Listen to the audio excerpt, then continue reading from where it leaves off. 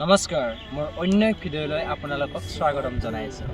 আজি কথা পাতিবলৈ চেষ্টা কৰিম বৰ্তমান মাহটোৰ ওপৰত। আমি যদি আমাৰ জীৱনৰ কিতাপখনৰ কেই পৃষ্ঠামান লুটিয়াই চাওঁ, তেন্তে তেতিয়াৰ ডিচেম্বৰৰ মাহ আৰু এতিয়াৰ ডিচেম্বৰৰ মাহৰ পাৰ্থক্য আমি বহুত দেখিবলৈ পাম।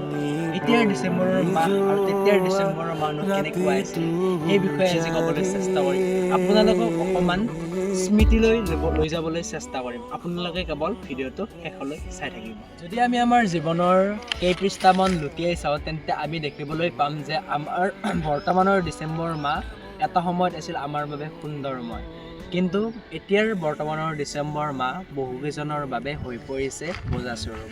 আমি যদি স্মৃতিৰ পাতখিলালৈ আৰু এবাৰ উভতি যাওঁ, তেন্তে আমি দেখিবলৈ পাম যে নৱেম্বৰৰ মাহ যেতিয়া আমাৰ পৰিছিল, নৱেম্বৰৰ মাহ পৰাৰ আধা দিন যেতিয়া পাৰ হৈ গৈছিল, তেতিয়া দশমমান শ্ৰেণীৰ পৰা আদি কৰি অংকুৰ শ্ৰেণীলৈ যিবোৰ ছাত্ৰ ছাত্ৰী আছিল, তেওঁলোকৰ মনৰ যিটো উৎসাহ সেইটো বহুতেই বেছি ভাল লগা আছিল। কাৰণ তেতিয়া এনেকুৱা এটা পৰিৱেশৰ সৃষ্টি হৈছিল যে নৱেম্বৰৰ 22 তাৰিখৰ পৰা 29 তাৰিখ মানলৈকে আমাৰ চলিছিল বছৰেকীয়া পৰীক্ষা। তাৰে পিছত আহি পৰিছিল সেই আনন্দৰ মুহূৰ্ত, আহি পৰিছিল আমাৰ সকলোৰে সেই ভাল লগা এটি মুহূৰ্ত। পৰীক্ষা শেষ হোৱাৰ পিছতে আমাৰ আহি পৰে ঠাণ্ডাৰ বন্ধ। গোটেই ডিচেম্বৰ মাহটো আমাৰ হৈ পৰে ঠাণ্ডাৰ বন্ধ। এতিয়াও মনত পৰে যেতিয়া মাক কৈছিলোঁ যে মা পৰীক্ষা শেষ গ'ল, 3 দিন নপঢ়োঁ।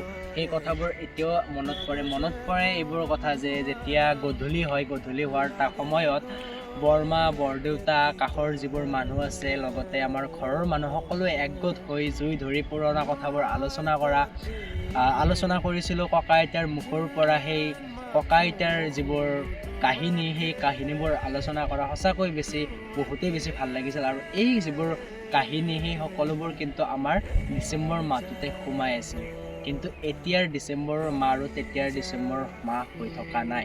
এতিয়াৰ ডিচেম্বৰ মাহ অকণমান হ'লেও আমাৰ বাবে বোজাস্বৰূপ হৈ পৰিছে এজ এ ষ্টুডেণ্ট হিচাপে। কিয়নো এতিয়া ডিচেম্বৰত মাহত আমি সকলোৱে যাওঁ কলেজলৈ, যাওঁ আমি টিউশ্যনলৈ, যাৰ ফলত আমাৰ ডিচেম্বৰৰ মাহটো আগৰ দৰে হৈ থকা নাই।